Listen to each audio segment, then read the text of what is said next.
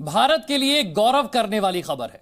देश में बाघों की संख्या पहुंच गई है अब 3,167 तक। अमृतकाल के प्रोजेक्ट टाइगर की सफलता का जायजा लेने के लिए खुद प्रधानमंत्री मोदी आज जंगल सफारी पर निकले। प्रधानमंत्री मोदी आज बिल्कुल अलग अंदाज में नजर आए। देखिए खास रिपोर्ट।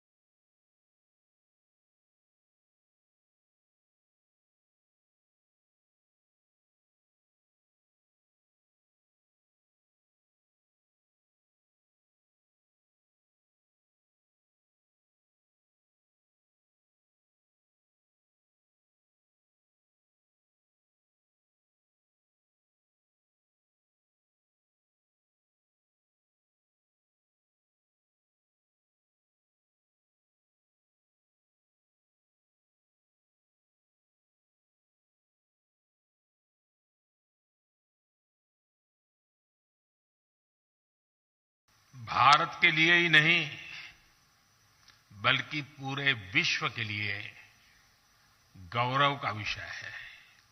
यह हम लोगों के लिए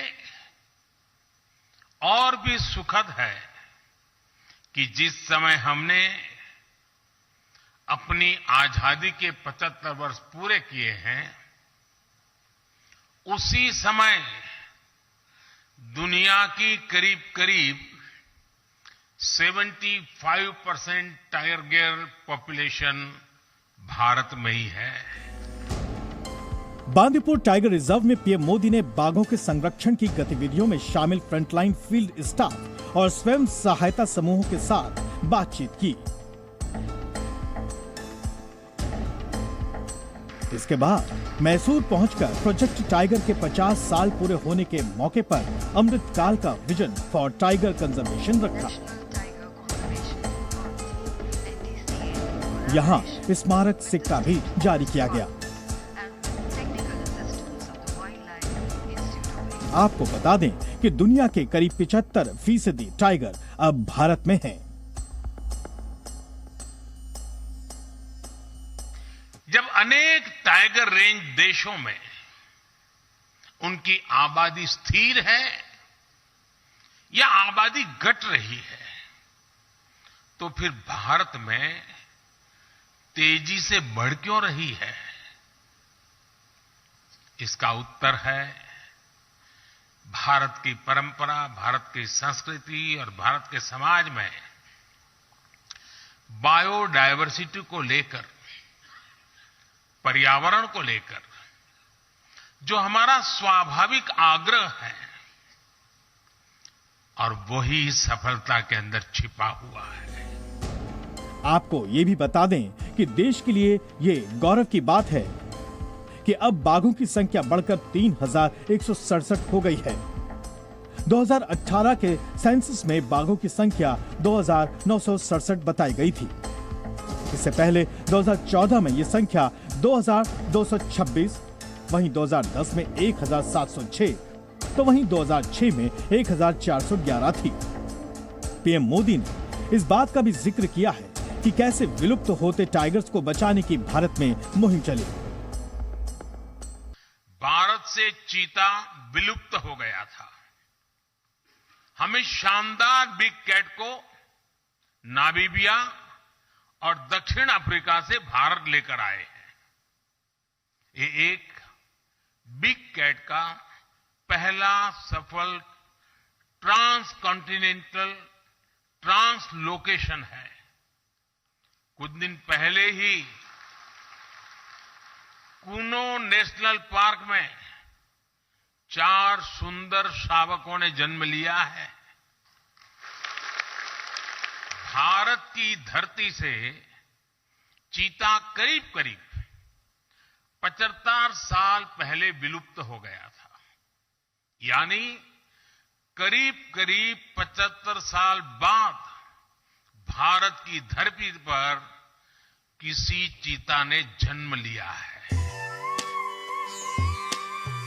इंटरनेशनल बिग कैट अलायंस के लिए भी पीएम मोदी ने कहा कि देश के लिए इसका हिस्सा होना कितना अहम था। यही नहीं, पीएम मोदी ने बाघों को मां दुर्गा और भगवान अयप्पा की सवारी भी बताया। टाइगर मां दुर्गा और भगवान अयप्पा का वाहन तो है ही।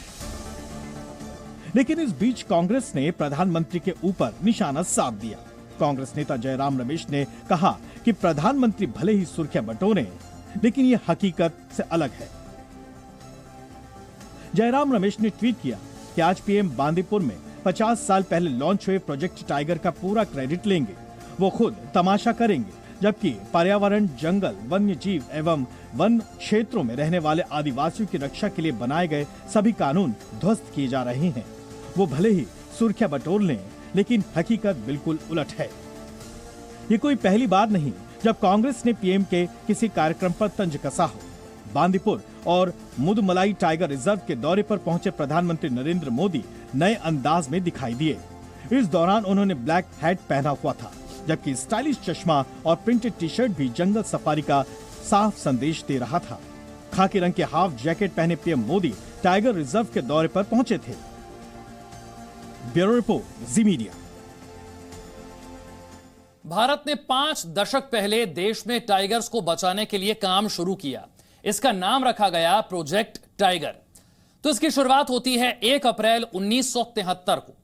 यह बाघों को बचाने की सबसे बड़ी मुहिम थी। इस मुहिम का असर यह है कि इस वक्त दुनिया के 70% बाघ भारत में पाए जाते हैं। प्रोजेक्ट टाइगर की शुरुआत में इसमें 9 टाइगर रिजर्व को शामिल किया गया था। आज 50 सालों के बाद प्रोजेक्ट टाइगर 53 टाइगर रिजर्व में फैला है। 1973 में प्रोजेक्ट की शुरुआत में बाघों के पैरों के निशान से इनकी गिनती होती थी, लेकिन तकनीक के विकास के साथ अब बाघों की गिनती के लिए capture, mark and recapture method का इस्तेमाल होता है। इस तरीके में बाघों की एक छोटी संख्या को पकड़ा जाता है, उनके शरीर पर निशान लगाकर उन्हें वापस आजाद कर दिया जाता है। तो मकसद इसका यह है कि शिकार पर रोक लगे और उनका संरक्षण हो पाए। बाघों को संरक्षित करने के लिए यह प्रोजेक्ट चलाया गया। जिम कॉर्बेट नेशनल पार्क से इसकी शुरुआत होती है 1973 में, जब बाघों की संख्या सिर्फ 1820 थी। अब 50 साल पूरे हो गए इस अभियान के और संख्या 3000 के पार हो गई है। तो भारत में किस तरह से प्रोजेक्ट टाइगर की शुरुआत 1973 में हुई, आप अंदाजा लगा सकते हैं कि भारत ने 50 सालों में आज बाघों को लेकर कितनी बड़ी सफलता हासिल की है। बाघों की संख्या अब 3000 के पार है।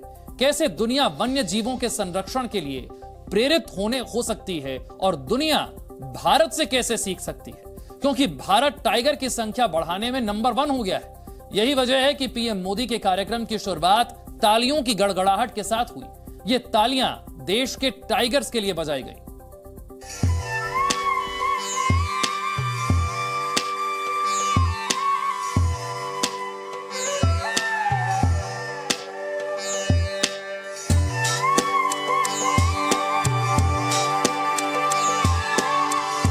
प्रोजेक्ट टाइगर लाया रंग।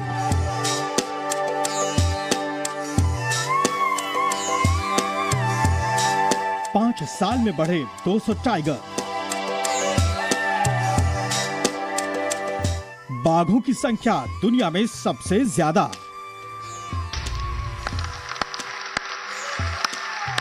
तालियों की ये गड़गड़ाहट टाइगर्स के लिए बजाई जा रही है। आज उन्हें स्टैंडिंग ओवेशन भी मिला है। हमारा ये परिवार का विस्तार हो रहा है, ये गौरवमय पल है। मैं आप सबसे आग्रह करता हूं कि इन टाइगर के सम्मान में अपने स्थान पर खड़े होकर के हम टाइगर को स्टैंडिंग ओवेशन दें।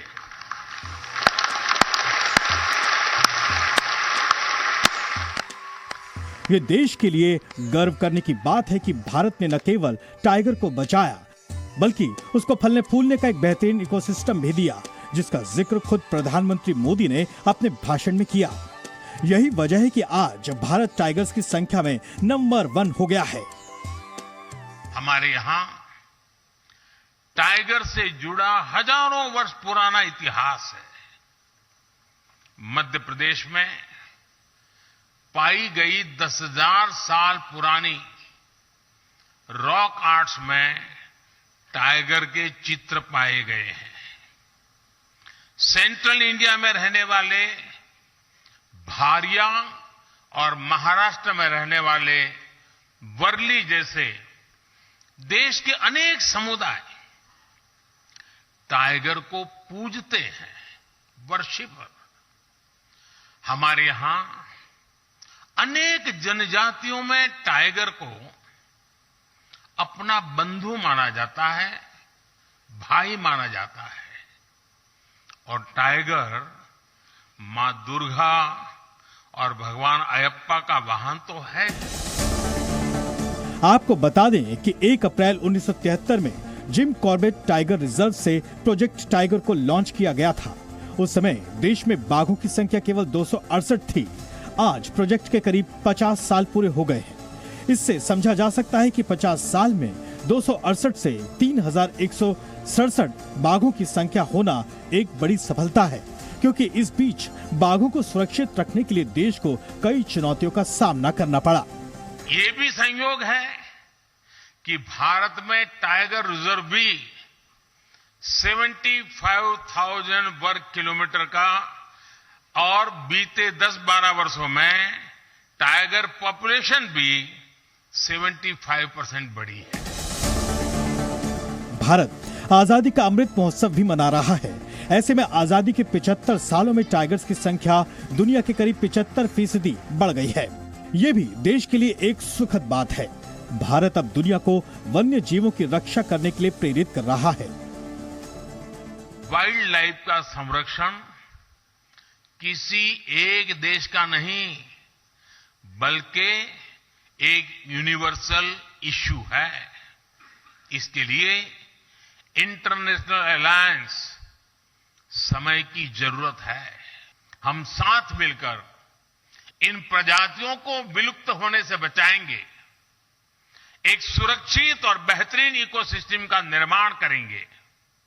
साथियों, मानवता का बेहतर भविष्य तभी संभव है जब हमारा पर्यावरण सुरक्षित रहेगा, हमारी बायोडायवर्सिटी का विस्तार होता रहेगा।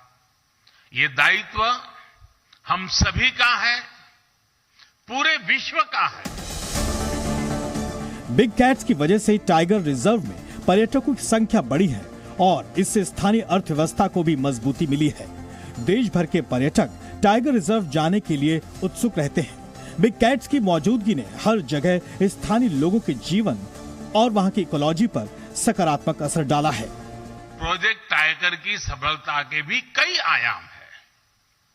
इससे टूरिस्ट एक्टिविटी बढ़ी और हमने जो जागरूकता कार्यक्रम चलाए उससे टाइगर रिजर्व्स में मैन एनिमल कॉन्फ्लिक्ट में भी भारी मात्रा में कमी आई।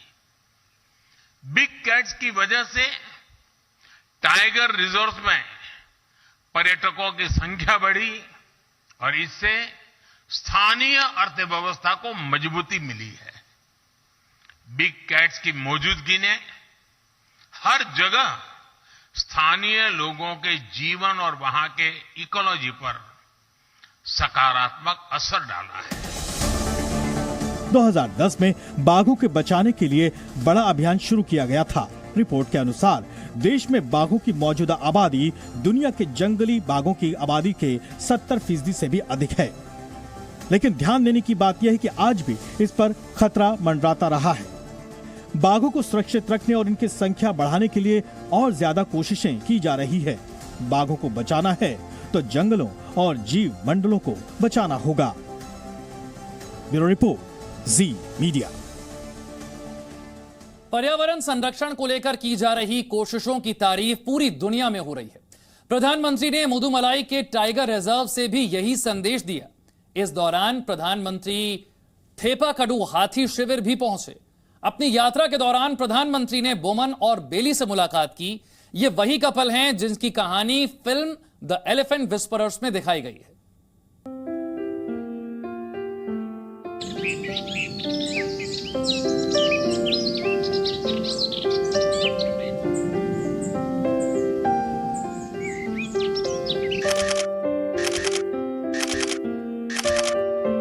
भारत की झोली में ऑस्कर अवार्ड डालने वाली documentary short film the elephant whisperers के मुख्य कलाकारों से मुलाकात की।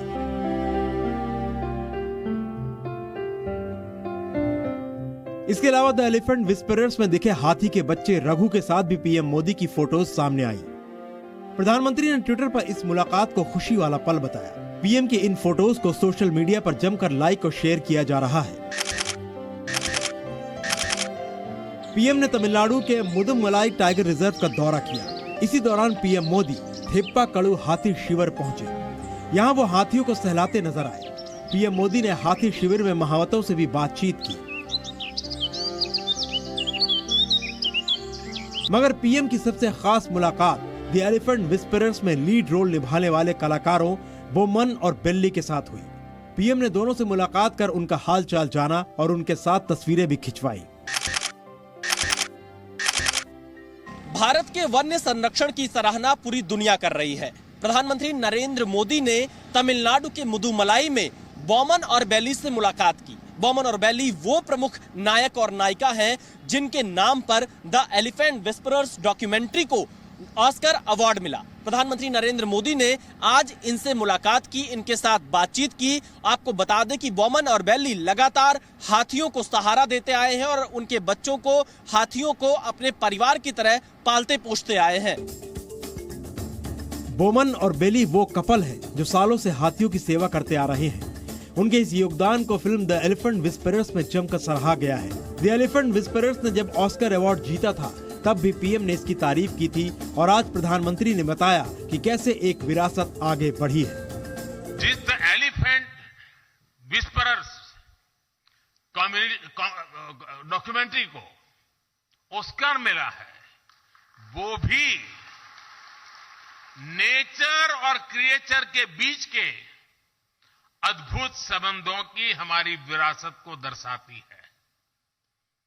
मिशन लाइफ यानी लाइफस्टाइल फॉर एनवायरनमेंट के विजन को समझने में भी आदिवासी समाज की जीवन शैली से बहुत मदद मिलती है।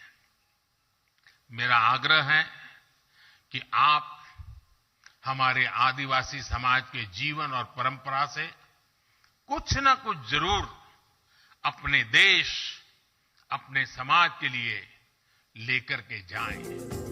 पीएम ने जिस थेप्पाकड़ू एलिफेंट कैंप का दौरा किया वो हाथियों के लिए किसी स्वर्ग से कम नहीं है। ऊंची पहाड़ियों और पेड़ पौधों से घिरे इस जंगल पर जंगली हाथियों का हुजूम है। यहाँ हाथियों को ट्रेनिंग देकर शालीन और सज्जन बनाया जाता है। थेप्पाकड़ू एलिफेंट कैंप की स्थापना 1917 में हुई थी। इसका मकसद हाथियों को संरक्षित करना था। थेप्पाकड़ू एलिफेंट कैंप एशिया का सबसे पुराना एलिफेंट कैंप भी है।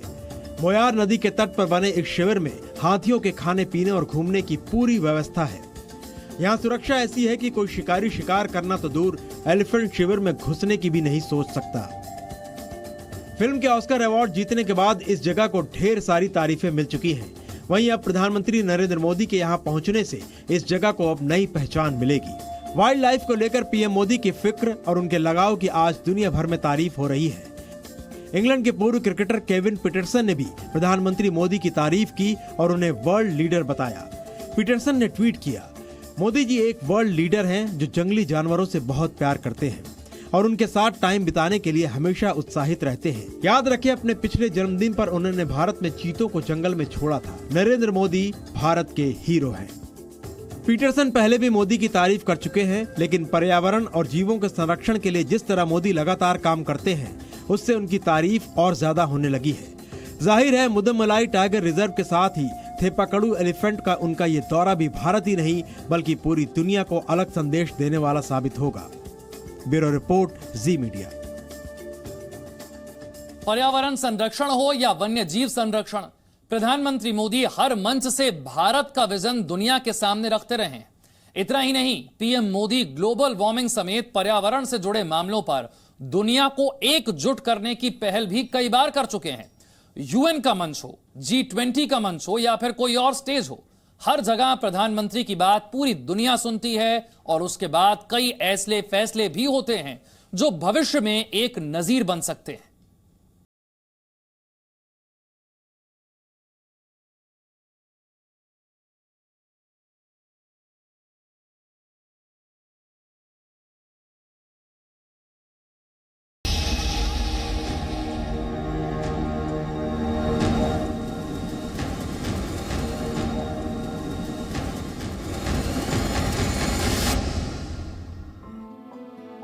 मोदी का वाइल्ड लाइफ से लगाव फिर दिखाई दिया।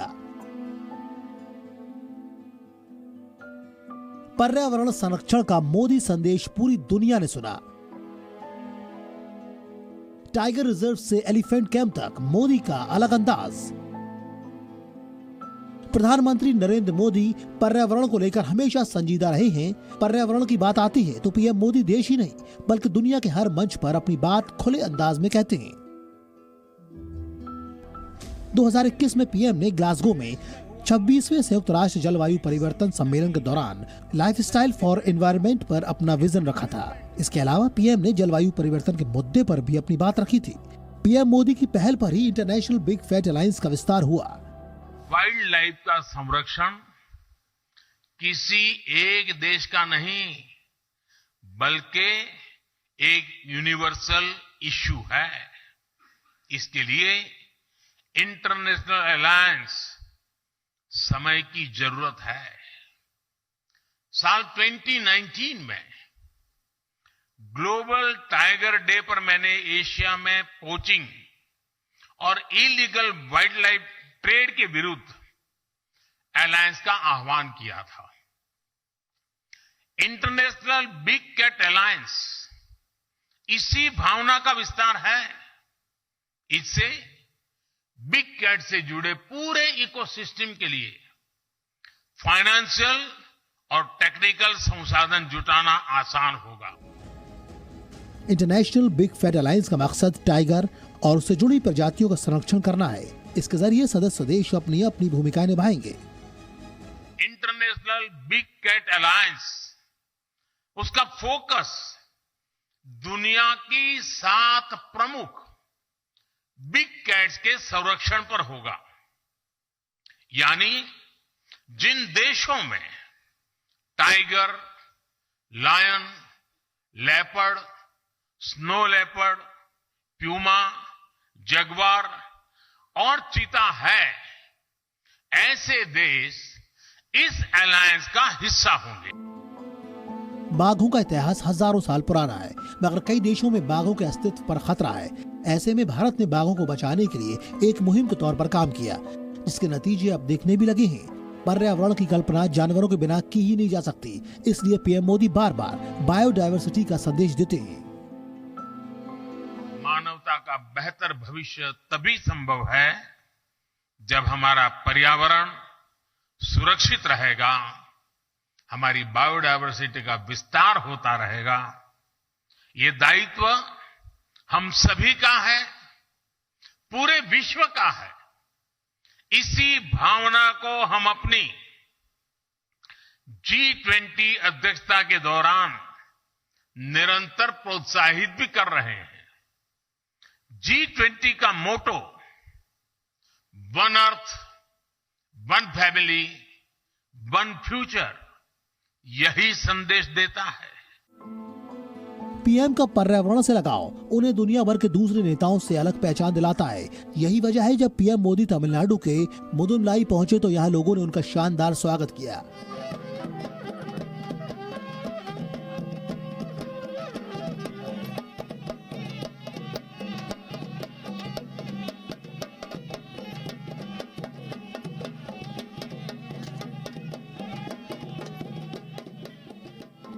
पीएम जब मुदुमलाई टाइगर रिजर्व पहुंचे तो उन्होंने पूरे भारत का संदेश दुनिया को दिया और एक बार फिर दुनिया से मिलकर पर्यावरण संरक्षण पर काम करने की अपील की।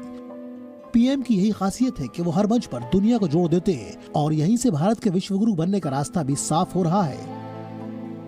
ब्यूरो रिपोर्ट, जी मीडिया। जी न्यूज़।